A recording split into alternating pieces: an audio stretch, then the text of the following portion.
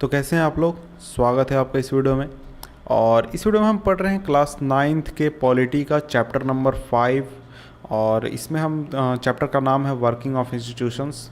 और यह है वीडियो नंबर 2। इसके पहले एक वीडियो किया है मैंने इस चैप्टर के ऊपर। तो आइए हम शुरुआत करते हैं इस टॉपिक को।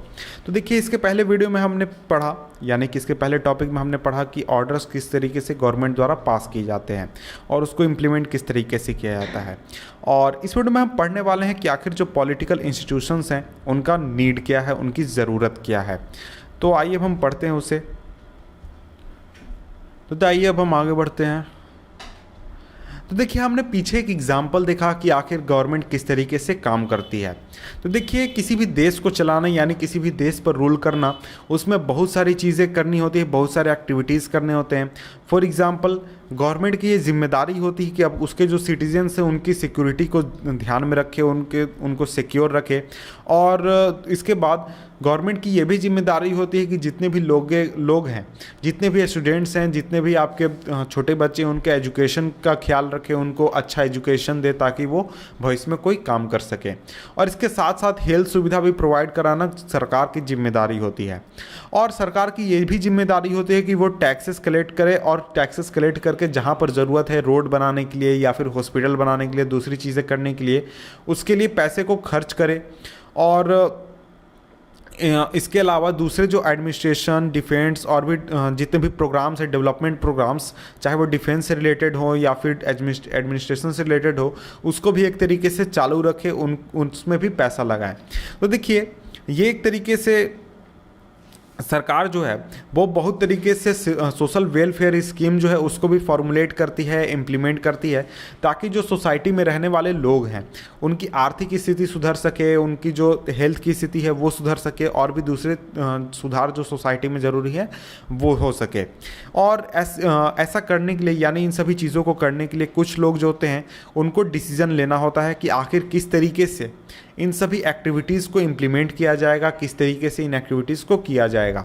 और दूसरे लोग होते हैं, उनका काम होता है कि इन एक्टिविटीज़ को, यानी ये जो डिसीजन है, इनको लागू करें ज़मीनी स्तर पर। यानी कि कुछ लोग ने एक तरीके से केवल प्लानिंग बनाई कि हाँ जी, ये चीज़ जो है ऐसा ऐसा ऐसा ऐसा ऐसा होगा, लेकिन कुछ लोग जो होंगे वो रियलिटी में जाकर इस चीज़ को इम्प्लीमेंट करेंगे, इस चीज़ को लागू करेंगे।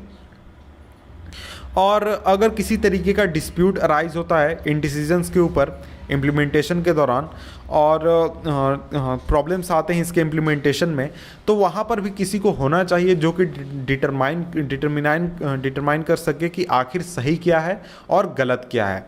तो इसके लिए भी बहुत सारे इंस्टीट्यूशंस होते हैं और बहुत सारे रूल्स होते हैं।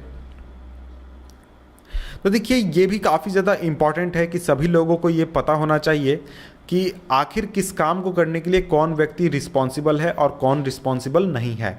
और ये भी बहुत ही इम्पॉर्टेंट है कि इन सभी एक्टिविटीज़ को एक तरीके से जारी रखना चाहिए, या फिर ये एक्टिविटीज़ लगातार चलते रहें।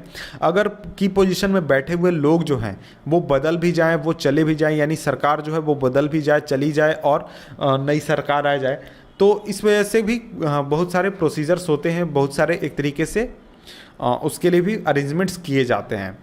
तो देखिए, इन सभी टास्क को करने के लिए, इन टास्क को परफॉर्म करने के लिए, सभी चीज़ें करने के लिए बहुत सारे अरेंजमेंट्स किए गए हैं, जिन्हें कि हम एक तरीके से इंस्टीट्यूशन कहते हैं। और ऐसा अरेंजमेंट ऐसा नहीं है कि सिर्फ इंडिया में किया गया है, इसके अलावा जितने भी डेमोक्रेसीज़ हैं, वर्ल्ड के मॉडर्न डेमोक्रेसीज़, वहाँ पर इस तरीके के अरेंजमेंट्स किए गए हैं। और इस तरीके के अरेंजमेंट्स को कहा जाता है इंस्टीट्यूशंस। तो यहाँ पर हमने अभी शुरुआत की इंस्टीट्यूशन के बारे में, यानी कि जो हमारा चैप्टर है, चैप्टर का नाम है इंस्टीट्यूशन, इस वर्ड को हमने पहली बार पढ़ा। तो आखिर इंस्टीट्यूशन होता क्या है, तो मैं आपको एक सिंपली समझा दूं। इंस्टीट्यूशन, अगर डेमोक्रेटिक इंस्टीट्यूशन की बात करें तो इंस्टीट्यूशन का मतलब आपका कोई पब्लिक ऑफिस भी हो सकता है, कोई ब्यूरोक्रेट भी हो सकता है, और कोई मिनिस्टर भी हो सकता है।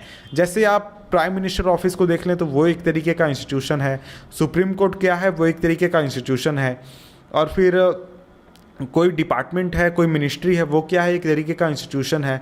आपका कोई लोकल ऑफिस जो है वो क्या है, एक तरीके का इंस्टीट्यूशन है जो कि इस पूरे प्रोसीजर में एक पार्ट, एक रोल अदा करता है। तो देखिए एक डेमोक्रेसी तभी अच्छी तरीके से काम करती है जब ये जो इंस्टीट्यूशन है ये अपने उनके जो टास्क दिए गए हैं, उनको जो फंक्शंस दिए गए हैं, ये अच्छी तरीके से परफॉर्म करें। और किसी भी कंट्री का जो कॉन्स्टिट्यूशन है वो एक तरीके से बेसिक रूल और पावर और फंक्शन से रिलेटेड प्रोवाइड कराता है कि किस व्यक्ति को, किस इंस्टीट्यूशन को कितना पावर होगा और किस इंस्टीट्यूशन को कम पावर होगा। और इसी तरीके के एग्जाम्पल हमने ऊपर देखा था इंस्टीट्यूशन जो कि रियली वर्ल्ड में काम करते हैं। फॉर एग्जांपल जो प्राइम मिनिस्टर है और जो कैबिनेट है वो एक तरीके का इंस्टीट्यूशन है जो कि इंपॉर्टेंट पॉलिसी डिसीजंस लेते हैं। इसी तरीके से जो सिविल सर्वेंट्स हैं ये साथ मिलकर काम करते हैं और इनकी ये रिस्पॉन्सिबिलिटी होती है कि जो मिनिस्टर्स के डिसीजन होते हैं यानी सरकार के डिसीजंस होते हैं उसको इम्प्लीमेंट करें या फिर इम्प्लीमेंट करने में मदद करें। और इसके बाद सुप्रीम कोर्ट होता है। सुप्रीम कोर्ट एक तरीके का इंस्टीट्यूशन है जहाँ पर सिटीजन्स और गवर्नमेंट के बीच में अगर कोई प्रॉब्लम होता है या फिर सिटीजन्स के प्रॉब्लम्स होते हैं या फिर गवर्नमेंट्स के प्रॉब्लम होते हैं, इनको एक तरीके से सॉल्व किया जाए, इनको एक तरीके से उसके लिए सॉल्यूशन प्रोवाइड किया जाए। तो ऐसा नहीं है कि यही सिर्फ इंस्टीट्यूशन है, इसके अलावा भी बहुत सारे इंस्टीट्यूशंस हैं और आप चाहे तो सोच सकते हैं इस तरीके के एग्जाम्पल को देखते हुए कि कौन कौन से इंस्टीट्यूशंस हो सकते हैं और उनका रोल क्या होता है सोसाइटी में, उनका रोल क्या होता है सरकार में। तो देखिए यहाँ पर एक बात आपको ध्यान रखना चाहिए कि इंस्टीट्यूशन के साथ काम करना जो है वो बहुत ही ईजी नहीं है, वो बहुत ही प्रॉब्लमेटिक है। तो देखिए इंस्टीट्यूशन के साथ बहुत सारे रूल्स जुड़े हुए होते हैं, बहुत सारे रेगुलेशंस जुड़े हुए होते हैं और ये एक तरीके से लीडर्स के हाथ बांध देते हैं। यानी अगर लीडर कोई कुछ काम करना चाहता है कुछ स्पेसिफिक एरिया में या कुछ स्पेसिफिक टॉपिक के ऊपर, तो हो सकता है कि कुछ रूल्स ऐसे हों जो कि उसे काम करने से रोक दें। और इसके अलावा इंस्टीट्यूशन जो होते हैं उनको एक तरीके वो इन्वॉल्व करते हैं, मीटिंग्स इन्वॉल्व करते हैं, कमिटीज़ इन्वॉल्व करते हैं और रूटीन्स इन्वॉल्व करते हैं। यानी कि अगर कोई इंस्टीट्यूशन कोई फैसला लेना चाहती है तो वो ऐसा नहीं है कि वो तुरंत ही गई और तुरंत एक चुटकी में उसने जाकर फैसला ले लिया, नहीं। उसके लिए उसे मीटिंग्स करने होंगे दूसरे जो उसके साथी हैं उसके साथ, दूसरे जो इंस्टीट्यूशन हैं उनके साथ, और इस तरीके से किसी भी फैसले को लिया जाता है। और इस वजह से बहुत ही बार आप देखते होंगे कि कोई फैसला लेने में डिले होता है, लेट होता है और कई तरह के कॉम्प्लिकेशंस आते हैं, कई तरह के प्रॉब्लम्स आते हैं। तो इस तरीके से जो डीलिंग इंस्टीट्यूशन के साथ जो डील करना होता है यानी उसके साथ काम करना होता है वो बहुत ही फ्रस्ट्रेटिंग होता है, बहुत ही प्रॉब्लमेटिक होता है। और अगर आप काम करने जाएं, मैं काम करने जाऊं या फिर कोई काम करने जाए और हम अगर काम करें कुछ दिनों के लिए तो वहाँ पर हमें ये लगेगा कि इन इंस्टीट्यूशंस को बनाए रखने के बजाय ऐसा होता कि जहाँ पर एक व्यक्ति के पास सारे पावर्स होते और वो बिना किसी रूल के इन सारे डिसीजंस को लेता तो बड़ा अच्छा होता।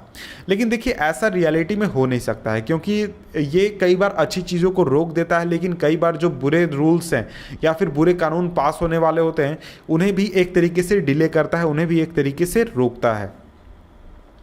तो देखिए डेमोक्रेसी की अगर हम बात करें तो रियलिटी में डेमोक्रेसी का ये स्पिरिट ही नहीं है। डेमोक्रेसी में क्या होता है, डेमोक्रेसी का सीधा मतलब होता है कि जितने भी लोग हैं उस देश के अंदर उनकी एक तरीके से मर्जी है किसी खास चीज़ को इम्प्लीमेंट करने के लिए, किसी भी खास चीज़ को अप्लाई करने के लिए। और इसी चीज़ को ये एक तरीके से अप्लाई करता है ये जो प्रोसीजर है पूरा इंस्टीट्यूशन का प्रोसीजर, जहाँ पर सभी लोग जो है की पोजीशंस में बैठे हुए हैं वो खास चीज़ के लिए, एक खास ऑर्डर के लिए राजी होते हैं कि हाँ ये जो चीज़ हो रही है ये बहुत ही सही है और तभी इस चीज़ को अप्लाई किया जाता है। और ये एक तरीके से इंश्योर करता है कि किसी भी तरीके का प्रॉब्लम ना हो या फिर जो पब्लिक है, जनता है, वो इस चीज़ से उसको ऐसा न लगे कि उसकी मर्जी के खिलाफ हो रहा है। और इसी चीज़ को लागू करने के लिए या फिर इसी चीज़ को बनाए रखने के लिए इन सारे इंस्टीट्यूशंस के रूल रेगुलेशन को फॉलो किया जाता है ताकि भविष्य में कोई प्रॉब्लम ना आए। तो देखिए कुछ जो डिलेज होते हैं और कुछ जो कॉम्प्लिकेशंस होते हैं जो कि इंट्रोड्यूस किए गए इंस्टीट्यूशन द्वारा वो काफ़ी यूज़फुल होते हैं। वो एक तरीके से अपॉर्चुनिटी प्रोवाइड करते हैं जिनमें कि ज़्यादा से ज़्यादा लोगों को कंसल्ट किया जा सकता है, ज़्यादा से ज़्यादा लोगों का इन्वॉल्वमेंट होता है किसी भी डिसीजन को लेने के लिए, किसी भी फैसले को लेने के लिए। और इस तरीके से जो डेमोक्रेसी का स्पिरिट है उसको एक तरीके से ये चीज़ मजबूत करता है। और जो इंस्टीट्यूशंस होते हैं वो काफ़ी एक तरीके से मुश्किल बना देते हैं कुछ अच्छे डिसीजंस को जल्दी लेने में, लेकिन ये उतना ही एक तरीके से जो बुरे डिसीजंस होते हैं, बैड डिसीजंस होते हैं, उनको भी जल्दी में हड़बड़ी में लेने से रोक देते हैं या फिर उसके प्रोसेस को स्लो कर देते हैं। और इसी वजह से जो डेमोक्रेटिक गवर्नमेंट्स होते हैं वो हमेशा इंस्टीट्यूशन पर इंसिस्ट करते हैं कि इंस्टीट्यूशन डेमोक्रेटिक गवर्नमेंट में होना चाहिए। तो देखिए ये जो चीज़ है इंस्टीट्यूशन, ये बहुत ही इंपॉर्टेंट है किसी भी डेमोक्रेसी के लिए, चाहे आप इंडिया की बात कर लें, दूसरे देश की बात कर लें, कहीं की बात कर लें। और इंस्टीट्यूशन जो है वो डेमोक्रेटिक स्पिरिट को बनाए रखते हैं, डेमोक्रेसी के जो रूल्स हैं, बेसिक सेट ऑफ रूल्स, उसको फॉलो करते हैं। और इसके लिए और इसलिए ये जो चीज़ है ये बहुत ही अच्छा है, बहुत ही इंपॉर्टेंट है। और इसके बाद अब हम पढ़ेंगे नेक्स्ट टॉपिक नंबर 5.2, जिसका नाम है पार्लियामेंट, और इसको हम पढ़ेंगे नेक्स्ट वीडियो में। तो मिलते हैं आपसे हम नेक्स्ट वीडियो में। नेक्स्ट वीडियो का लिंक मैं नीचे डिस्क्रिप्शन में दे दूंगा, तो आप वहाँ से नेक्स्ट वीडियो देख सकते हैं। तब तक के लिए गुड बाय।